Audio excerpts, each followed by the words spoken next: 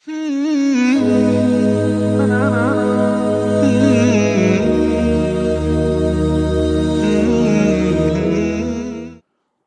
بالله من الشيطان الرجيم بسم الله الرحمن الرحيم وصلى الله على محمد وعلى آله الطيبين الطاهرين الذين أذهب الله عنهم الرجس وطهرهم تطهيرا اللهم صل على محمد وآل محمد ولعنة الدائمة الباقية على أعدائهم ومنكر فضائلهم وغاصب حقوقهم أجمعين من يوم عداوتهم إلى قيام يوم الدين أما بعد يا عباد الله أوصيكم ونفسي بتقوى الله فإن التقوى خير الزاد وبحر المعاد وتنفع يوم لا ينفع فيه مال ولا بنون إلا من أتى الله بقلب سليم وصلى الله على محمد وعلى آله الطيبين الطاهرين اللهم صل على محمد وآل محمد আমার প্রিয় দর্শক ও শ্রোতাবৃন্দ আসসালামু আলাইকুম ওয়া রাহমাতুল্লাহি ওয়া বারাকাতুহু আপনাদের সকলকে আন্তরিক সালাম ও শুভেচ্ছা জানিয়ে আজকের অনুষ্ঠান ইসলামের বাংলায় আপনাদেরকে স্বাগতম জানাই। আশা করি আপনারা যে যেখানে আছেন ভালো আছেন, কুশল ও মঙ্গলে আছেন, সুখে থাকুন, শান্তিতে থাকুন, সমস্ত প্রকারের দুঃখ কষ্ট থেকে মুক্তিতে থাকুন। আল্লাহ রব্বুল আলামিনের কাছে এই কামনা করি। যারা অসুস্থ আল্লাহ তাদেরকে সুস্থতা দান করুন, যারা ঋণে ভুগছে আল্লাহ তাদেরকে ঋণ মুক্তি করুন। ওইরূপ যাদের জীবনে কোনো প্রকারের অভাব বা অশান্তি আছে আল্লাহ রব্বুল আলামিন তাদের সকলের জীবনে সুখ শান্তি দান করুন ও সকলের মনোকামনা আশাকে পূরণ করুন। আমাদের সকলকে সৎ পথে চলার, অসৎ পথ থেকে দূরে থাকার এবং এক অপরকে সৎ উপদেশ দেওয়ার তৌফিক দান করুন। আমরা যেন সত্য বা হক জিনিসকে জেনে শুনে মেনে তার উপরে আমাল করে সেটা অন্যদের সামনে তুলে ধরতে পারি বা সকলের কাছে পৌঁছে দিতে পারি। আল্লাহ রব্বুল আলামিন আমাদেরকে সেই মনোবল ও নেক তৌফিক দান করুন। আমিন ইয়া রাব্বাল আলামিন। এই দোয়ার সঙ্গে আজকের পর্ব শুরু করতে চলেছি। বিনা কোনো ভূমিকায় সরাসরি আপনাদের পাঠানো প্রশ্নের উত্তর দিতে চাই। তাই আসুন দেখি কোথা থেকে কে কি প্রশ্ন করছেন। আসুন প্রথম প্রশ্ন নিই। আসসালামু আলাইকুম সাব্বির রেজা ভাইজান, আমি বাংলাদেশ থেকে লতা বলছি। প্রথমে আপনার শুকরিয়া আদায় করছি। আপনার মাধ্যমে আমরা দিন সম্পর্কে কোনটা ঠিক কোনটা ভুল শেষ বিষয়ে জানতে পারছি। আল্লাহ আপনাকে নেক হায়াত দান করুন, সুস্থতা দান করুন, দীর্ঘায়ু করুন। ভাইজান, আমার একটা প্রশ্ন ছিল। আমি চুলে মেয়েরা অনেক সময় কালার করে, মেয়েরা না মেয়ে ছেলে সবাই কালার করে, বাজারে যে কেমিক্যাল কালার পাওয়া যায় সেই কালার। তো চুলে কালার করলে কি অজু হয় না? আর মাথায় চুলে তেল দেওয়া থাকলে কি অজু হয় না? এই বিষয়টা একটু জানাবেন। আসসালামু আলাইকুম ওয়া রাহমাতুল্লাহি ওয়া বারাকাতুহু। ওয়ালাইকুম আসসালাম ওয়া রাহমাতুল্লাহি ওয়া বারাকাতুহু। আমার প্রিয় বোন বা আপামনি, আপনার ওয়াইসমের জন্য আপনাকে অসংখ্য ধন্যবাদ জানাই। আপনি আমাদের নিয়মিত দর্শক, সবসময় সুন্দর প্রশ্নের মাধ্যমে আমাদের অনুষ্ঠানকে সহযোগিতা করার জন্যে কৃতজ্ঞ জ্ঞাপন করি। আমার প্রিয় বোন, এর আগেও বহুবার এ বিষয়ে আমি বলেছি যে চুলে যদি কলপ করা হয়, কালার করা হয় বা যেটাকে শরিয়তের ভাষায় খেজাব করা হয় বলা হয়, এই কালার, এই খেজাব যদি চুলের সঙ্গে অ্যাডজাস্ট হয়ে যায়, যেমন মুন্দে মাখলে ত্বকের সঙ্গে বা চুলের সঙ্গে অ্যাডজাস্ট হয়ে যায়। চুলের ওপরে হাত লাগালে বা ত্বকের ওপরে হাত লাগালে কোনো কিছু বোঝা যায় না, যার মধ্যে কোনো জির্ম বা আইটেম বলা হয় নেই। স্বাভাবিক কালার, রং, যেগুলো দেওয়ালে রং করা হয় বা অন্য বিশেষ জিনিসে অনেক সময় কালার করা হয়, রং করা হয়, তো ওই কালার যখন ত্বকের উপরে লাগে বা চুলে বা কোথাও লাগে, তো ওপরে একটা সামান্য বোঝা যায় যে এখানে একটা কিছু লেগে আছে। মনে রাখবেন, একে শরীয়তের ভাষায় জিরম বলে বা একে আইটেম বলা হয়। তো যদি ওখানে বোঝা যায় যে উপরে কিছু লেগে আছে আর এটা ছাড়ালে ছড়িয়ে যাবে, এটা সরালে সরে যাবে, এটা সরানো সম্ভব, তো সেক্ষেত্রে শরীয়তের হুকুম আপনাকে ওটা সরাতে হবে। ওই কালার আপনাকে ধুয়ে পুছে পরিষ্কার করে তারপরে অজু বা গোসল করতে হবে। ওইরূপ তেল, যেটা সম্পর্কে আপনি জিজ্ঞাসা করেছেন, মাথায় বা হাতে মুখে কোথাও তেল লাগিয়েছেন, তো ওটা যদি স্কিনের সঙ্গে অ্যাডজাস্ট হয়ে যায়, মানে জাস্ট হয়ে যায়, স্কিন যদি ওটাকে টেনে নেয়, চামড়ার মধ্যে যদি ওটা মিশে যায়, আর ওপরে হাত লাগালে কোনো অয়েলি মানে তেলা অনুভব হয় না, তার মানে এই তেল বা ক্রিম অনেক সময় লাগানো, ওটা যদি স্কিনের সঙ্গে অ্যাডজাস্ট হয়ে যায়, অনেক ক্রিম বা লোশন বা তেল হয় মানে সামান্য কিছু সময়ের পরে ওটা স্কিনের ভিতরে চলে যায়, অ্যাডজাস্ট হয়ে যায়, ওপরে কিছু বোঝা যায় না। তো যদি এমন হয় তো এর ওপরে অজু হবে এবং গোসল হবে, কোনো অসুবিধে নেই। তবে যদি কালার যেটা করা হয়েছে, যদি ওটা চুলের ওপরে বা স্কিনের ওপরে এমনভাবে লেগে আছে যে ওটাকে যদি কেউ সরাতে চায় তো সরাতে পারবে, বা তেল মাথায়, চুলে, মুখে, হাতে যেখানেই লাগানো হয়েছে, যদি ওটা চিপচিপে মানে তেলের মতো ভাব হয়ে থাকে, তার মানে ওটা ত্বকের ভিতরে পানি পৌঁছাতে দেবে না, স্কিনে পানি পৌঁছাতে দেবে না, তো ওটাকে আপনাকে ধুয়ে বা পুছে সরাতে হবে। অজু করার আগে বা গোসল করার আগে ওটাকে পরিষ্কার করতে হবে। গোসল করার আগে মনে করুন শ্যাম্পু দিয়ে হোক, যে লোশন দিয়ে হোক, ওটাকে পরিষ্কার করতে হবে, বা অজু করার আগে ওটাকে পুছে বা ধুয়ে যেভাবে হোক ক্লিন করে নিতে হবে, শুকিয়ে নিতে হবে, পরিষ্কার করে নিতে হবে, তারপরে অজু করতে হবে।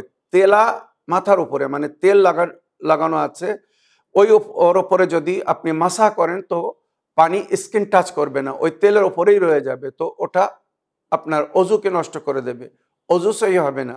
বা যদি গোসল করার প্রয়োজন হয়, ফরজ গোসল হোক আর নফল গোসল, যদি মাথায় যে তেলটা লাগানো হয়েছে শ্যাম্পু দিয়ে হোক বা সাবান দিয়ে হোক বা যেভাবে হোক, ওটাকে যদি সরানো না হয় তেলকে, আর ওই তেলের ওপরে যদি গোসল করা হয়, তো মনে রাখবেন স্কিনে যে তেলা ভাব থাকে, পানি পড়লে সঙ্গে সঙ্গে সরে যায়, তার গোসল হবে না। তো আমার প্রিয় আপামনি বা প্রিয় বোন, আশা করি বুঝতে পেরেছেন, কালার যদি চুলের সঙ্গে অ্যাডজাস্ট হয়ে যায়, স্কিনের সঙ্গে অ্যাডজাস্ট হয়ে যায়, ওই কালার করা জায়েজ এবং তার উপরে অজু গোসল দুটোই হবে। যদি চুলের সঙ্গে বা স্কিনের সঙ্গে অ্যাডজাস্ট না হয়, সরানো সম্ভব হয়, তাহলে সেটাকে সরাতে হবে। তেল লাগানোর পরে অজু করার আগে বা গোসল করার আগে তেলকে সরাতে হবে। যদি চুলের সঙ্গে বা স্কিনের সঙ্গে সেটা অ্যাডজাস্ট হয়ে গিয়ে থাকে তাহলে সরানোর প্রয়োজন নেই। যদি অ্যাডজাস্ট না হয়ে থাকে, তেলা ভাব থেকে থাকে, তো ওই তেলকে মাসা করার আগে, মাথায় যদি থাকে তো মাসা করার আগে তাকে পুছে পরিষ্কার করে নিতে হবে। তেলা মাথার উপরে কিন্তু মাসা হবে না। আমার প্রিয় আপা, আমি সুন্দর করে ব্যাখ্যা করে বিস্তারিতভাবে বললাম, আশা করি আপনার জন্য বা আমার অন্য দর্শকবৃন্দদের জন্য যথেষ্ট হবে। আগের প্রশ্ন পড়ি। সালামুন আলাইকুম, আমি নর্থ 24 পরগনাস থেকে বলছি। আমি একটা ছেলেকে খুব ভালোবাসি, সে আমায় ভালোবাসে, কিন্তু আমাদের বাড়ি কেউ মানবে না আমাদের সম্পর্ক। এই সম্পর্ক হারাম জানি, কিন্তু করে ফেলেছি। এখন এই সম্পর্ক আল্লাহর কাছে হালাল করতে চাই। আমরা বাড়িতে না জানালেও আমাদের দুই ফ্যামিলির সবাই আমাদের বিয়ে দিয়ে সম্পর্কটা হালাল করে দেয় খুব দ্রুত, তার একটা সহজ আমাল বলবেন দয়া করে, আমি খুব কষ্ট পাচ্ছি। আর একটা রিকোয়েস্ট, আমার এই উত্তরটা কত নম্বর এপিসোডে পাবো একটু জানাবেন। এ নম্বরে SMS করে প্লিজ। ক্ষমা করবেন এতটা লেখার জন্যে। তাহাজ্জুদ নামাজ পড়ে আল্লাহর কাছে চাওয়ার ইচ্ছা খুবই, কিন্তু আমার পক্ষে সম্ভব হচ্ছে না। আমার আম্মু আমার সাথে থাকে তাই। ওয়ালাইকুম আসসালাম রহমতুল্লাহি ওয়া বারাকাতুহু। আমার প্রিয় বোন, আপনি চিঠি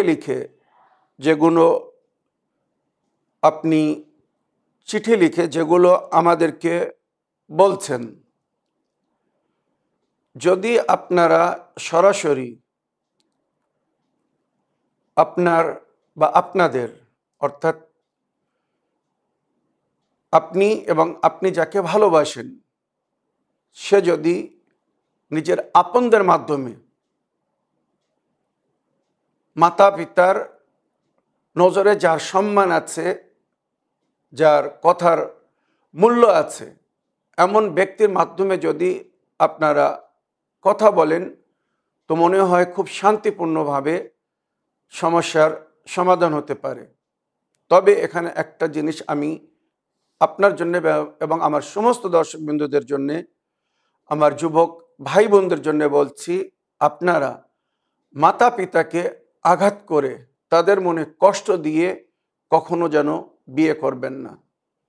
যাকে জীবন সাথী করতে যাচ্ছেন, সে কিন্তু আপনার জীবনে অনেক পরে এসেছে বা আসছে বা আসবে, কিন্তু মাতা পিতা যাদের জীবনে আপনি অনেক আগে এসেছেন, যাদের মায়া মহব্বত ভালোবাসা আদর যত্ন আপনাকে বড় করে তুলেছে, সুশিক্ষায় শিক্ষিত করেছে, তাদের মনে একটা বড় আশা থাকে যে আমাদের ছেলে মেয়েরা বড় হলে তাদেরকে সুন্দরভাবে সুপাত্রের সঙ্গে বিবাহ দিয়ে নিজের দায়িত্ব থেকে মুক্ত হব। তাদের সেই মনোকামনা আশাকে যখন ছেলে মেয়েরা ভঙ্গ করে দেয়, তারা খুব আঘাত পায়, কষ্ট পায়। হয়তো অনেক মাতা পিতারা নিজের ছেলে মেয়েদেরকে সেটা বলেন না, তারা মেনে নেন। তবে মাতা পিতার মনে আঘাত দিয়ে যদি কোনো কাজ করা হয়, তো সে কাজ কখনো সফল হয় না, তাদের জীবনে কখনো শান্তি বা উন্নতি হয় না।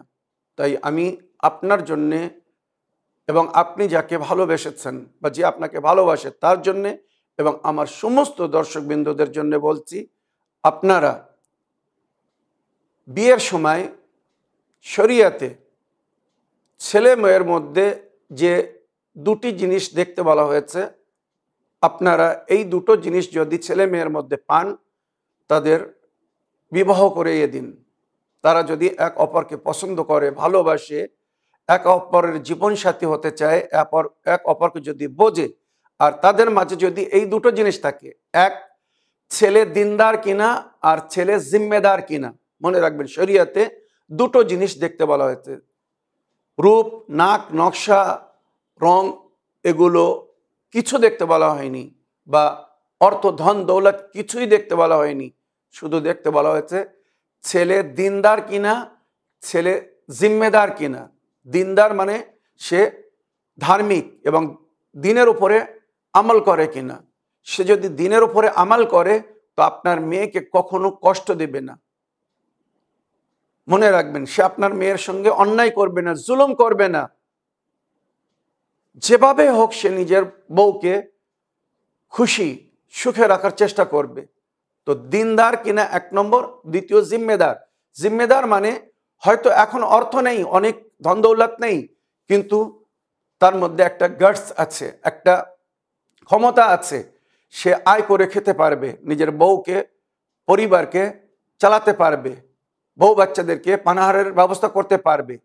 এই দায়িত্ব জ্ঞান যদি তার মধ্যে থাকে, সেই গাটস বা সেই অভিজ্ঞতা যদি তার মধ্যে থাকে, তাকে মেয়ে দিয়ে দিন, কোনো অসুবিধা নেই। তবে বেদিন বেধর্মীকে নিজের মেয়ে দেবেন না। শরিয়াতে বেনামাজি এবং নেশা যারা করে, মদখোর গাঁজাখোরদেরকে মেয়ে দিতে মানা করা হয়েছে। যাদের ব্যবহার ভালো না, যাদের চরিত্র ভালো না, যারা দায়িত্বশীল না, তাদেরকে মেয়ে দিতে মানা করা হয়েছে। ওইরূপ পুত্র বা কর্তাপক্ষকে বলা হয়েছে নিজের ছেলের জন্য আপনারা যে পাত্রী খুঁজবেন, আগে দেখুন ওই পাত্রী দিনদার কিনা, মানে দিনের হিসাবে চলে কিনা, শরীয়তের মতো চলে কিনা। যে আদব বা পর্দার সঙ্গে এক নারীকে থাকার দরকার, এক কন্যাকে থাকার দরকার, সে সেইভাবে আদবের সঙ্গে থাকে কিনা, এবং দিনের মধ্যে যেভাবে এক কন্যাকে চলতে ফিরতে বলা হয়েছে, আল্লাহর উপাসনা বা ইবাদত করতে বলা হয়েছে, সেগুলো সে করে কিনা। আর দায়িত্বশীল কিনা, মানে সে বিয়ের পরে নিজের স্বামীর সেবা বা খেদমত, যেটা তার কর্তব্য বা দায়িত্ব, সেটা করতে পারবে কিনা। সন্তান হলে সন্তানকে সঠিকভাবে লালন পালন করতে পারবে কিনা, বা স্বামীর পরিবারের সঙ্গে সে অ্যাডজাস্ট করার ক্ষমতা রাখে কিনা। তো দেখতে হবে যে ওই কন্যা বা মেয়ে তার জামাই, মানে তার স্বামী বা তার স্বামীর পরিবারের সঙ্গে সামাজিক যে মিলমিশ রাখতে বলা হয়েছে, সামাজিকভাবে যেভাবে শ্বশুরবাড়ির পরিবারের সঙ্গে সুন্দরভাবে মিলেমিশে থাকতে বলা হয়েছে, মানে অহংকার করতে মানা হয়েছে, বা নিজেকে বড় মনে করে অন্যদেরকে ছোট মনে করতে মানা করা হয়েছে। অনেক সময় মেয়ের বাপ যখন ধনী হয়, বা মেয়ে যখন নিজে কোনো কাজ করে, তো সে অনেক সময় স্বামীকে বা স্বামীর পরিবারকে তুচ্ছ নজরে দেখে, যে আমি নিজে আয় করছি, তাহলে আমি তাদের সামনে নত হয়ে কেন থাকবো, তাদের সম্মান কেন করব, তাদের সামনে ঝুঁকে কেন থাকবো।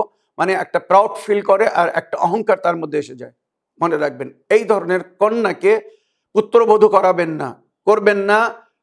এমন কন্যা যাদের মধ্যে অহংকার, যাদের মধ্যে নম্রতা, ভদ্রতা, সহনশীলতা এবং সামাজিক বা মানবিকতা নেই, তাদেরকে পরিবারের অংশ করবেন না। বিয়ের আগে মেয়ের সম্পর্কে ভালো করে যাচ পড়তাল করবেন, তার ব্যবহার বা তার নিজের পছন্দ অপছন্দ নিয়ে আগে জানার চেষ্টা করবেন। ওইরূপ কন্যা পক্ষকে বলছি, আপনারা ছেলেকে মেয়ের জীবনসাথী করার আগে নিজের মেয়েকে, কলেজের টুকরোকে কারোর হাতে তুলে দেওয়ার আগে সে দিনদার বা জিম্মেদার কিনা, সে আপনার মেয়েকে সুখে শান্তিতে রাখতে পারবে কিনা, তার মধ্যে সেই মেন্টালিটি বা সেই পরিস্থিতি আছে কিনা, এগুলো চেক করবেন। এবং তার বন্ধু বান্ধব, পাড়াপড়শি বা আত্মীয় স্বজন বা আপনদের কাছে জিজ্ঞাসা করবেন ওই ছেলের ওঠা বসা কাদের সঙ্গে। ভালো লোকের সঙ্গে যদি ওঠা বসা করে, তার মানে তার একটা ভালো স্বভাব।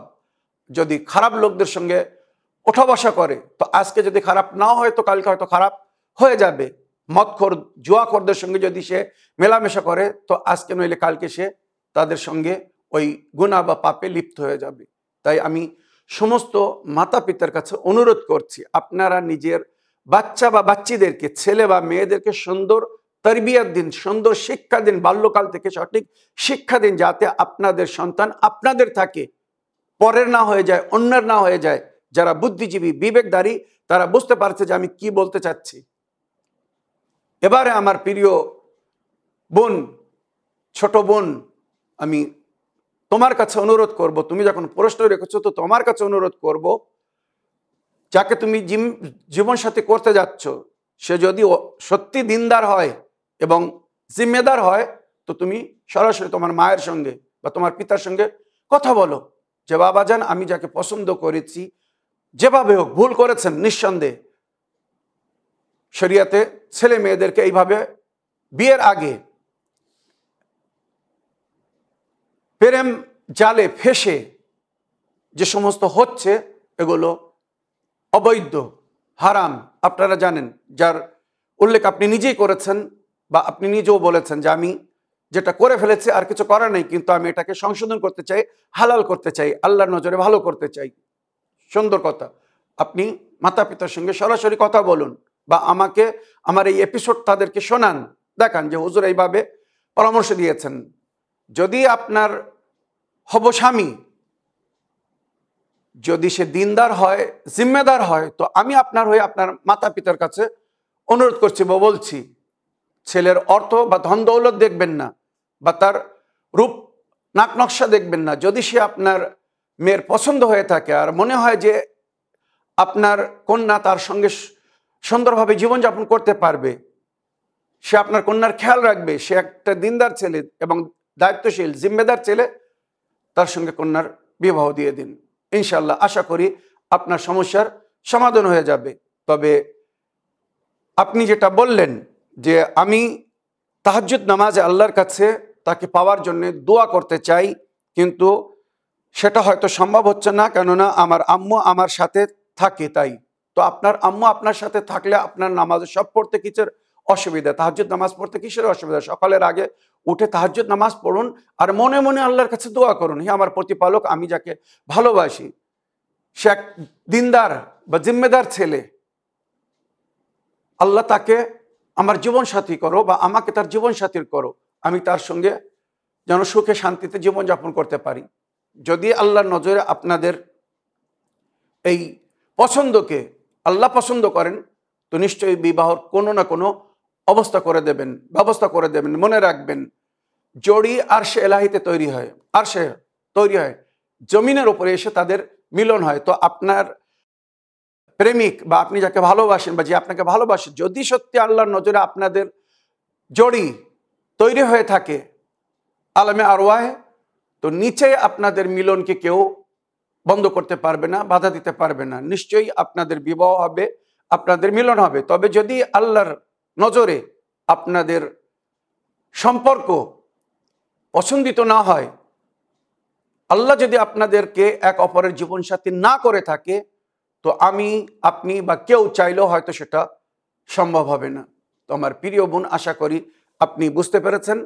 তবে উপায়স্বরূপ একটি আমাল বলে দিচ্ছি, যদি আপনি করতে পারেন তো আশা করি এই পারিবারিক সমস্যার সমাধান হয়ে যাবে আর উভয় পক্ষ আপনাদেরকে এক হতে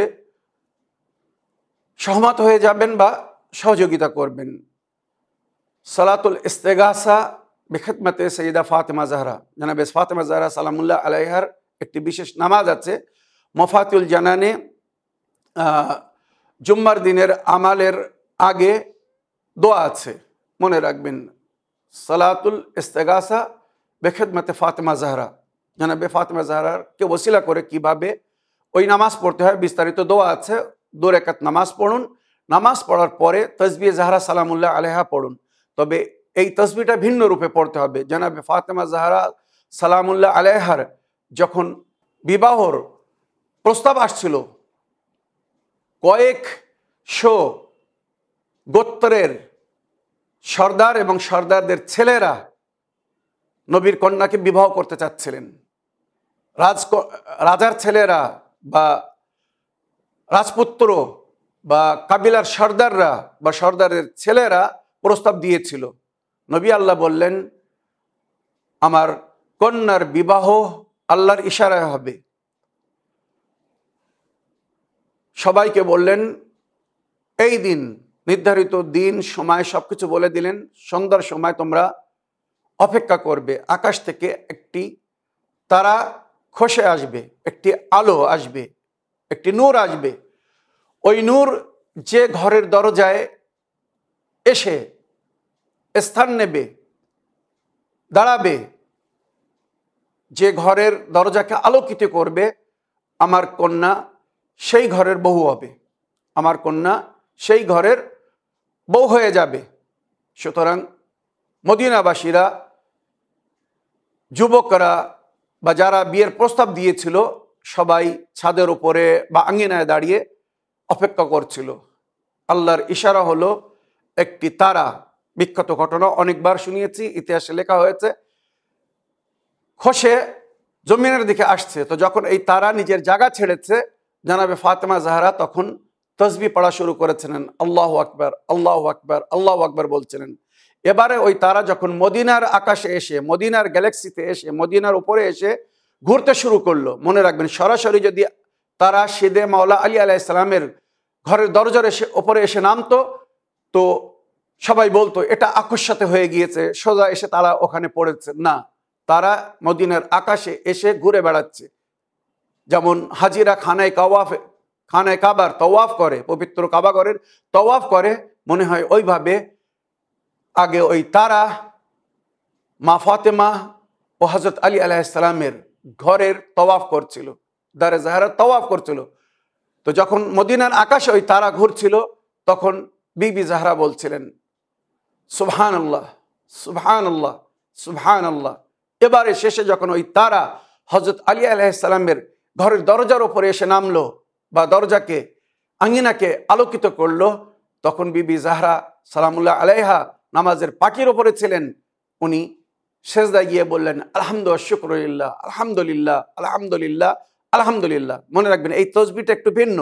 সাধারণ আমরা নামাজের পরে যে তসবি পড়ি, তসবি জাহরা সালামুল্লাহ আলাইহা বলা হয়। এই তসবি আগে আল্লাহু আকবার 34 বার, তারপরে আলহামদুলিল্লাহ 33 বার, তারপরে সুবহানাল্লাহ 33 বার।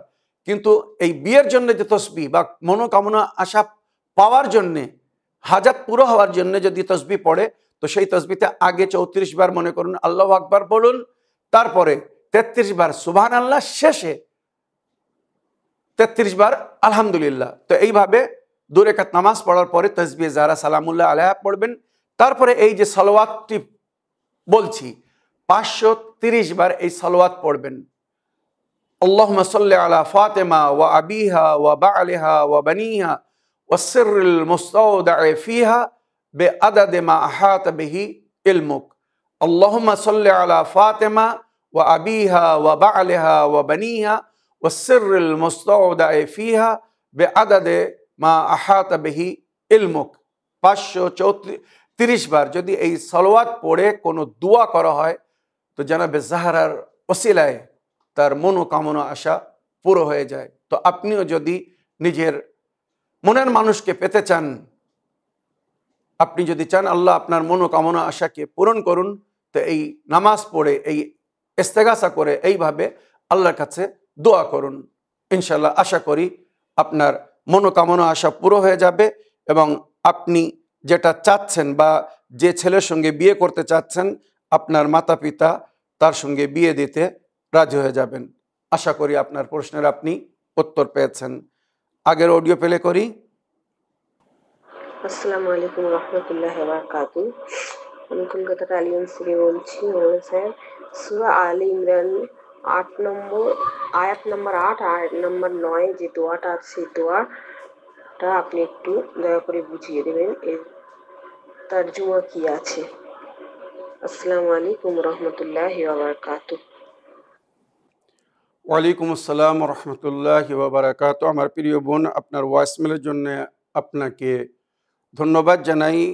আপনি সূরা আলে ইমরানের আয়াত নম্বর 8 এবং আয়াত নম্বর 9 ব্যাখ্যা বা অনুবাদ, তর্জমা জানতে চেয়েছেন।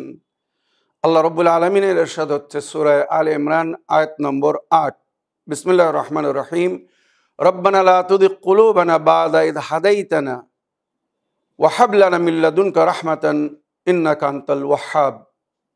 এই আয়াতটি দুআয়ে কুনুতে পড়তে বলা হয়েছে। যখন আমরা নামাজ পড়ি, ফরজ নামাজ বা নফল নামাজ, যদি কেউ এই আয়াত, যেটা দোয়ার রূপে, এটা আল্লাহর বান্দাদের দোয়া আল্লাহর নিকটে, যে এইভাবে তোমরা আল্লাহর কাছে প্রার্থনা করো, এইভাবে আল্লাহর কাছে দোয়া করো। যদি এক মুমিন বা মুমিনা প্রতিদিন নামাজের কুনুতে এই আয়াত পড়ে এইভাবে আল্লাহর কাছে দোয়া করেন, তো আল্লাহ রাব্বুল আলামিন তার হেদায়েত করবেন। সে হেদায়েতের ওপরে বাকি থাকবে এবং ঈমানের ওপরে পল্লগমন করবে, অর্থাৎ প্রকৃত মুমিন বা মুমিনার রূপে সে দুনিয়া থেকে যাবে। রব্বানা লা তুযিগ কুলুবানা বা'দা ইয হাদাইতানা। হে আমার প্রতিপালক আল্লাহ রাব্বুল আলামিন, আমাকে যখন আপনি হেদায়েত দান করেছেন, এটা কাদের কথা? যারা হক সত্য পথ পেয়েছে এবং সেই পথের উপরে সে বাকি থাকতে চায়। যেমন আমরা সূরা আলহাম যখন পড়ি, তো আমরা কি বলি? ইহদিনাস সিরাতাল মুস্তাকিম। হে আমার প্রতিপালক, আমাকে সিরাতাল মুস্তাকিমের উপরে সাবিত কদম রাখুন। আমাকে প্রচালিত রাখুন। আমি সিরাতুল মুস্তাকিম পেয়েছি, আমি এই সত্য বা হক পথ পেয়েছি, আমি এর ওপরেই প্রতিষ্ঠিত থাকতে চাই, চলতে চাই, আমাকে এই পথের উপরে সাবিত কদম রাখুন। কিন্তু কিছু মুসলমানেরা এর অর্থ বা ব্যাখ্যা করে, হে আল্লাহ, আমাকে সিরাতুল মুস্তাকিম মেরে হেদায়েত দিন, আমাকে রাহে হক দেখান, আমাকে সত্য পথ দেখান। বা অনেকেই এর তর্জমা করেছে এখানে সিরাতুল মুস্তাকিম মানে ঈমান, আমাকে ঈমান দান করুন। তাদের কথা হচ্ছে যে যখন আমরা সূরা আনআম পড়ি আর বলি ইহদিনাস সিরাতাল মুস্তাকিম, তার মানে আল্লাহ, আমি এখনো সিরাতুল মুস্তাকিম পাইনি, আমাকে সিরাতুল মুস্তাকিমের হেদায়েত করুন। আমি এখনো ঈমানদার হতে পারিনি, আমাকে ঈমান দান করুন। আমি এখনো হক বা সত্যকে জানতে পারিনি, আমাকে হক এবং সত্যকে জানার তৌফিক দান করুন। এই দোয়া করতে করতে কেউ যদি মরে যায়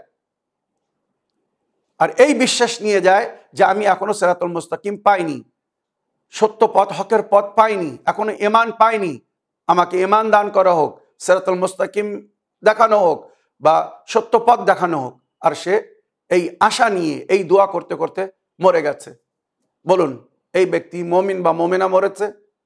সৎপথের উপরে মরেছে, হকের উপরে মরেছে, সঠিক পথ যে পথের উপরে চলতে বলছেন আল্লাহ সেই পথের উপরে চলতে চলতে মরেছে? না। মনে রাখবেন, ওই জন্যে কোরআনকে বোঝার জন্যে, কোরআনকে জানার জন্যে, আল্লাহর বাণীকে বোঝার জন্যে আহলে বায়তের দামান ধরতে বলা হয়েছে। আহলে বায়ত যেটা বলেছেন সেটাই সবচেয়ে উত্তম এবং সুন্দর। যে তর্জমা বা যে ব্যাখ্যা বা যে তাফসির আহলে বায়ত বলেছেন সেটাই হচ্ছে অথেন্টিক, কেননা আল্লাহ আহলে বায়তকে কোরআনের সাথী করেছেন। قد جعل الله القرآن قرينا لأهل البيت, আল্লাহ রাব্বুল আলামিন কোরআনকে আহলে বায়তের করিন করেছেন। করিন মানে নিকটতম সাথী, বন্ধু। আহলে বাইত, নবীর হাদিস, আহলে বাইতি মাল কোরআন ওয়াল কোরআনু মা আহলে বাইতি, কোরআন আহলে বায়তের সঙ্গে, আহলে বায়ত কোরআনের সঙ্গে। ওয়ালাই ইফতারিকা হাত্তা ইয়ারিদা আলাইহিল হাউজ, আর এরা কখনো ভিন্ন হবে না, জুদা হবে না যতক্ষণ হাউজে কাউসারে আমার সামনে উপস্থিত না হচ্ছে। তো আমার প্রিয় বোন বা আমার প্রিয় দর্শকবৃন্দরা, সঠিক তর্জমা, সঠিক ব্যাখ্যা, সঠিক তাফসির যদি আপনারা কোরআনের জানতে চান, শুনতে চান বা মানতে চান, আমাল করতে চান, তো আহলে বায়তের তাফসির গ্রহণ করুন। আহলে বায়ত ছাড়া কোরআনের সঠিক তর্জমা বা তাফসির কিন্তু কেউ করতে পারেনি, কেউ করতে পারবেও না। কারণ যাদের উপরে কোরআন অবতীর্ণ হয়েছে তারাই জানে এই কোরআনের হকিকত কি। তো এখানে আমরা বলছি বা এখানে বলা হচ্ছে, রব্বানা লা তুযিগ কুলুবানা বা'দা ইয হাদাইতানা, হে আমার প্রতিপালক আল্লাহ রাব্বুল আলামিন, হেদায়েত করার পরে আমাদের মনকে যেন অন্ধকারের দিকে ফেলে দেবেন না। রব্বানা লা তুযিগ কুলুবানা, জ্যাগ বলে জং ধরা, মানে পথভ্রষ্ট হয়ে যাবা, মিসগাইড হয়ে যাবা, ভুল পথের পথিক হয়ে যাবা। তো যখন আমরা একবার হেদায়েত পেয়ে গেছি, সঠিক পথের পথিক হয়ে গেছি, তো আমরা আল্লাহর কাছে এবারে দোয়া করছি যে আল্লাহ, এই যে সত্য পথ, এই যে হকের পথ, এই যে নবীর আহলে বায়তের পথ পেয়েছি, এই যে কোরআনের পথ, আল্লাহর আপনার পথ পেয়ে গেছি, এই পথ থেকে যেন আমাকে আর সরতে দিবেন না, শয়তান যেন আমাকে পথভ্রষ্ট না করে দেয়, আমি যেন এই হকের পথ থেকে দূরে না চলে যাই। এই হচ্ছে এই আয়াতের ব্যাকগ্রাউন্ড, এর হকিকি অর্থ।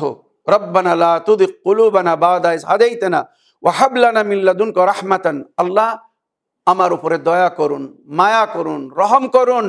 রব্বানা হাব লানা মিন লাদুনকা রাহমা ইন্নাকা আনতাল ওয়াহ্হাব, নিঃসন্দেহে আপনি মহান দানী, আপনি যদি আমার উপরে দয়া করেন আর আমাকে হেদায়েত দেওয়ার পরে যদি আমার রক্ষা করেন, তো শয়তান আমাকে পথভ্রষ্ট করতে পারবে না। আমি সব সময় সঠিক পথের পথিক হয়ে চলতে থাকবো। কিন্তু যদি আপনি আমাকে আমার অবস্থায় ছেড়ে দেন, আপনি যদি আমার রক্ষা না করেন, আমার উপরে দয়া মায়া না করেন, আমার উপরে কৃপা না করেন, তো শয়তান আমাকে পথভ্রষ্ট করে দেবে। শয়তান অনেক সময় বিভিন্ন মানুষের রূপ ধারণ করে আসে, মোল্লার রূপ ধরে আসবে, মৌলবীর রূপ ধরে আসবে, হুজুর সেজে আসবে, এমন রূপ ধারণ করে আসবে, আপনার মনে হবে যে এই লোক কি ভুল বলছে, এই লোক কি আমাদেরকে পথভ্রষ্ট করছে? না, কিন্তু বাস্তবে শয়তান তার মধ্যে বিরাজ করেছে, বা শয়তান তার রূপ ধারণ করে এসে আপনাদেরকে মিসগাইড করছে, পথভ্রষ্ট করছে। তাই শরীয়ত বলছে সবার কাছে শিক্ষা লাভ করো না, সবাইকে আলিম মনে করো না, সবাইকে জ্ঞানী মনে করো না। দেখো কার কথা তোমাকে দুনিয়ার মোহ মায়া থেকে বাহির করে আখিরাতের দিকে নিয়ে যাচ্ছে, আল্লাহর পথের পথিক করে দিচ্ছে। নবীর আহলে বায়তের পথের পথিক যদি মাওলানার কথা আপনাকে করে, তার মানে ওই মাওলানার কথা শোনা যাবে। ওই হুজুরের কথা শুনুন, যে আপনাকে আল্লাহ রসুল ও আহলে বায়তের পথের পথিক করবে, যে কোরআনের পথের পথিক করবে, যে কোরআন এবং আহলে বায়তকে নবী নিজের উম্মতের হেদায়েতের জন্য ছেড়ে গেছেন। যদি কোনো মাওলানা, মুল্লা, মৌলবী, পীর, মুর্শিদ আপনাদেরকে কোরআন এবং আহলে বায়তের পথের পথিক করে, বা কোরআন এবং আহলে বায়তের পথের পথিক হয়ে চলতে বলে, আপনারা তাকে ফলো করুন। যারা নিজেরাও আমাল করে অন্যদেরকেও আমালের জন্য বলছে, কিন্তু যারা মিসগাইড করছে, কোরআনের আয়াতের ভুল ব্যাখ্যা করছে এবং আপনাদেরকে আহলে বায়তের পথের পথিক না করে আহলে বায়তের পথ থেকে দূরে নিয়ে যাচ্ছে, তার মানে এখানে শয়তান নিজের কাজ করছে। খুব সতর্কতার সঙ্গে দিনকে গ্রহণ করবেন, দিনকে জানবেন, দিনকে মানবেন, সঠিক জিনিসকে জেনে শুনে মেনে তার উপরে আমাল করুন এবং তারপরে সেটা অন্যদেরকে বলুন। যদি অন্তরে লাগে যে মাওলানা সাব্বির সাহেব আমাদেরকে যেভাবে অথেন্টিক রওয়ায়াত বা তাফসিরের মাধ্যমে কোরআনের আয়াতের ব্যাখ্যা করে আমাদেরকে হেদায়েতের পথ দেখাচ্ছেন বা হেদায়েতের আলোয় আলোকিত করছেন, তো আমি অনুরোধ করব, আমাকে না, কোরআন এবং আহলে বায়তকে, নবী যে দুটো জিনিসকে নিজের উম্মতের হেদায়েতের জন্য ছেড়ে গেছেন তাকে ফলো করুন। রব্বানা ইন্নাকা জামিউন নাস লিয়াউমিল লা রাইবা ফীহি ইন্নাকা লা তুখলিফুল মিআদ। হে আমার প্রতিপালক, নিঃসন্দেহে আপনি সকলকে একদিন জমা করবেন, একত্রিত করবেন। কবে? হাসরের দিনে, যেখানে সবার বিচার হবে। আমরা যা কিছু করছি সে তার কর্মফল পাবে, যা কিছু করছি তার একটা পরিণাম, পরিফল তার সামনে আসবে। ফামান ইয়ামাল মিসকালা যাররাতিন খায়রান ইয়ারা ওয়া মান ইয়ামাল মিসকালা যাররাতিন শাররান ইয়ারা। সামান্য যে ভালো কাজ করবে, নেকি করবে, তারও জাযা সে পাবে, ওইরূপ বদি করলে তারও তার সাজা পেতে হবে, যদি সে তওবা না করে, নিজের পাপের ক্ষমা না চায়। তো আল্লাহ বলছেন, রব, এইভাবে আল্লাহর কাছে দোয়া করো, প্রার্থনা করো, রব্বানা ইন্নাকা জামিউন নাস লিয়াউমিল লা রাইবা ফীহি। নিঃসন্দেহে আল্লাহ আপনি সেই দিন সবাইকে এক জায়গায় জমা করবেন যে দিনের সম্পর্কে কোনো সন্দেহ নেই। রোজে জাযা যাকে বলা হয়েছে, হাসরের দিন, কিয়ামতের দিন। আর সেই দিন সবাইকে তার নেকির জাযা এবং পাপের সাজা দেওয়া হবে। ইন্নাকা লা তুখলিফুল মিআদ। নিঃসন্দেহে আপনি অঙ্গীকারকে ভঙ্গ করেন না, ওয়াদা খেলাফি করেন না। যাকে যা দেবেন বলেছেন অবশ্যই দেবেন। নেকি করলে তাকে জাযা দেওয়া হবে, পাপ করলে তাকে সাজা দেওয়া হবে। ইন্নাল্লাযিনা, আগে এই দুটি আয়াত বোঝার জন্য আগের দুটি আয়াত অবশ্যই পড়তে হবে বা জানতে হবে। ইন্নাল্লাযিনা কাফারু লান তুগনি আনহুম আমওয়ালুহুম ওয়ালা আওলাদুহুম মিনাল্লাহি শাইআ উলাইকা হুম উকুদুন নার। যারা কুফর করেছে, মনে রাখবেন, যারা আল্লাহকে অস্বীকার করেছে, অমান্য করেছে, বা আল্লাহর হুকুমকে মানেনি, আল্লাহর হুকুমকে অস্বীকার করেছে, অমান্য করেছে, ইন্নাল্লাযিনা কাফারু লান তুগনি আনহুম আমওয়ালুহুম ওয়ালা আওলাদুহুম, তাদের ধন দৌলত বা তাদের সন্তান আদি তাদের কোনো কাজে আসবে না।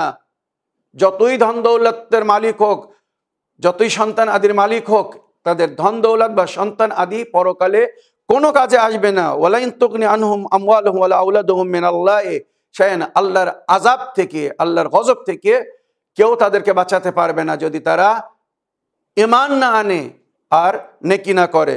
উলাইকা হুম উকুদুন নার। এরাই জাহান্নামের ইন্ধন হবে, জ্বালানি হবে, যারা আল্লাহর হুকুম মানবে না, আল্লাহর অস্বীকার করবে। যেমন কাদাবে আলে ফিরাউন ওয়াল্লাযিনা মিন ক্বাবলিহিম, যেমন ফিরাউন এবং ফিরাউনের আগের অনেক বাদশাদের ঘটনা কোরআনের মধ্যে উল্লেখ হয়েছে, যারা আল্লাহকে অস্বীকার করেছিল, অমান্য করেছিল, আল্লাহর হুকুম মানেনি, তাদের কি পরিস্থিতি হয়েছিল, আল্লাহ কিভাবে তাদেরকে সাজা দিয়েছে। দুনিয়াও সাজা পেয়েছে, পরকালেও সাজা পাবে। কাদাবে আলে ফিরআউন ওয়াল্লাযিনা মিন ক্বাবলিহিম কাযযাবু বিআয়াতিনা, যারা আল্লাহর নিশানীকে অমান্য করেছে, মিথ্যা প্রমাণ করেছে, ফাখাযাহুমুল্লাহু বিযুনুবিহিম, তাদের পাপের জন্য আল্লাহ তাদের পাকড়াও করেছে, তাদেরকে ধরেছে, তাদেরকে শাস্তি দিয়েছে, সাজা দিয়েছে এবং দেবে। ওয়াল্লাহু শাদীদুল ইকাব, আল্লাহ কিন্তু ভয়ঙ্কর সাজাদায়ক। যদি কেউ এখনো ভুল না ভাঙে, তওবা না করে, অন্যায়ের পথ না ছাড়ে, কুফর ও শিরককে না ছাড়ে, তো তাদের জন্য আল্লাহ সতর্কতা দিয়েছেন যে তোমাদের শাস্তি বা সাজা কিন্তু বড় ভয়ঙ্কর হবে।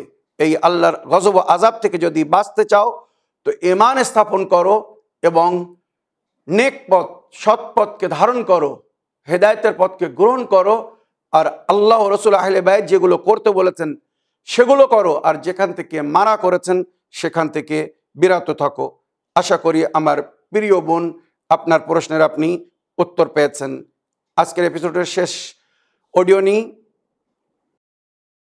আসসালামু আলাইকুম মাওলানা সাহেব, আশা করি আপনি ভালো আছেন। ভালো থাকুন, সুস্থ থাকুন। আমি সালমা খাতুন, কাটোয়া থেকে। আমি প্রত্যেক রাতে তাহাজ্জুদ নামাজ পড়ি। যেইবারে যে জিয়ারত থাকে তা পড়ি। জিয়ারতের নামাজ পড়ে তারপরে ফজর ওয়াক্ত আসলে আমি ফজর নামাজ পড়ি। মাওলানা সাহেব, আমার প্রশ্ন হলো যে যেমন বুধবারে 3 ইমামের জিয়ারত আছে, আমার হাতে কম সময় থাকায় আমি যদি 2 রাকাত নামাজ পড়ে 3 ইমামকে হাদিয়া করি, তাহলে কি আমার সেটা করা ঠিক হবে, না 3 ইমামের জন্য 6 রাকাত নামাজ পড়তে হবে? এটা বলবেন। আপনি ভালো থাকবেন, সুস্থ থাকবেন। আসসালামু আলাইকুম।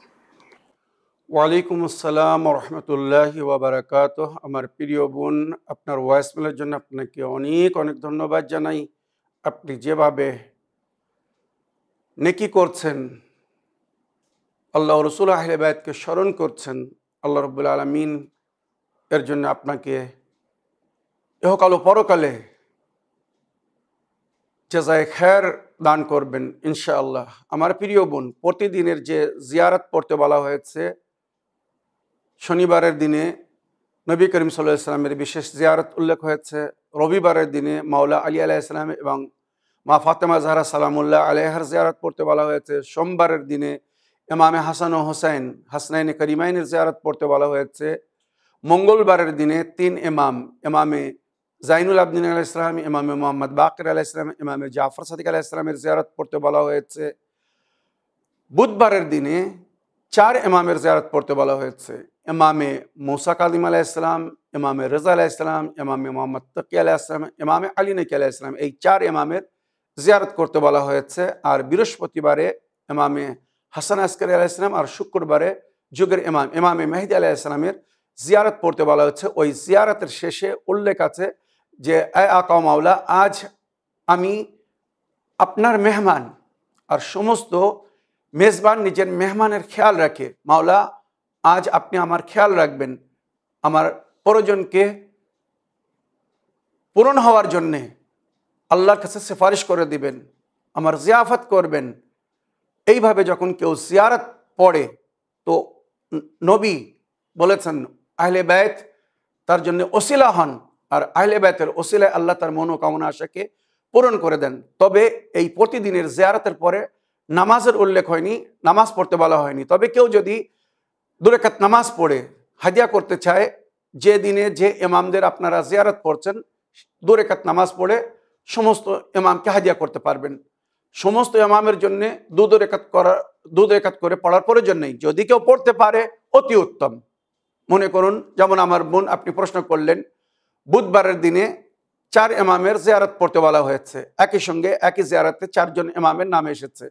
জিয়ারতে চাহারশম্বা বা বুধবারের জিয়ারত ইমামে মুসা কাযিম আলাইহিস সালাম, ইমামে রেজা আলাইহিস সালাম, ইমামে তাকি আলাইহিস সালাম, ইমামে নাকি আলাইহিস সালাম। তো এই 4 ইমামের জিয়ারত পড়ার পরে যদি আপনি 2 রাকাত করে 8 রাকাত নামাজ পড়ে প্রতি 2 রাকাতে সওয়াব 1 ইমামকে হাদিয়া করতে পারেন, অতি উত্তম। যদি সময় না পান, যেমন আপনি বললেন, বা কোনো কারণে যদি না পড়তে চান, তো মনে রাখবেন শুধু 2 রাকাত নামাজ পড়ুন, আর ওই 2 রাকাত জিয়ারতের নামাজের সওয়াব 4 ইমামকে হাদিয়া করে দিন, যথেষ্ট। যাদের নামে আপনি নেকি করছেন যাদেরকে উপহার দিচ্ছেন তারা আপনাকে দেখছেন। মনে রাখবেন, কোরআন বলেছে আল্লাহ এবং রসুল এবং সালেহুল মুমিনিনদের আমলের উপরে সাক্ষী, তাদেরকে সাক্ষী করা হয়েছে। তো এই সালেহুল মুমিনিনের তাফসিরে সমস্ত মুফাসসিরিনরা লিখেছেন নবী এবং নবীর পরে নবীর আহলে বাইত, আমরা যাদেরকে 12 ইমাম বলে ডাকি বা 12 ইমাম বলি, 12 ইমাম বা 14 মাসুমিন, এনারাই হচ্ছেন আজাল থেকে আবাদ পর্যন্ত উম্মতের আমালের সাক্ষী। তো বিশেষ করে নবীর উম্মতের সমস্ত আমালের উপরে যাদেরকে সাক্ষী করা হয়েছে আল্লাহর পরে নবী এবং নবীর আহলে বাইত, ওনারা আমাদেরকে দেখছেন, ওনারাই আমাদের শেফাত করবেন, সেফারিশ করবেন। আর আহলে বাইতের ভালোবাসা, মায়া, মহব্বত বা আহলে বাইতের বেলায়েত ছাড়া মনে রাখবেন উম্মতের কোনো আমাল কবুল হবে না, যেটা নবী নবীর আহলে বাইত বলেছেন, লা তুকবাল আমালুল উম্মাহ ইল্লা বিওলায়াতি আহলিল বাইত। উম্মতের কোনো আমাল কবুল হবে না আহলে বাইতের ওলায়াত ছাড়া। তো ওই আহলে বাইতকে যদি আপনি ভালোবেসে থাকেন, তাদের জিয়ারত করে 2 রাকাত নামাজ পড়ে তাদের নামে যদি হাদিয়া করে থাকেন, তো ইনশাআল্লাহ আহলে বাইতের তরফ থেকেও আপনি হাদিয়া পাবেন। তাদের দুআয় আল্লাহ রাব্বুল আলামিন নিঃসন্দেহে আপনার মনোকামনা আশাকে পূরণ করবেন এবং আপনি দুনিয়ায়ও সুখে শান্তিতে থাকবেন, পরকালে আহলে বাইতের শেফাতে জান্নাতে স্থান পাবেন। আমার প্রিয় বোন, আশা করি আপনার প্রশ্নে আপনি উত্তর পেয়েছেন। এই বলে আমার আজকের বক্তব্য এখানে শেষ করলাম। ওয়া আখিরু দাওয়ানা আলহামদুলিল্লাহি রাব্বিল আলামিন। ওয়াসসালামু আলাইকুম ওয়া রাহমাতুল্লাহি ওয়া বারাকাতুহু।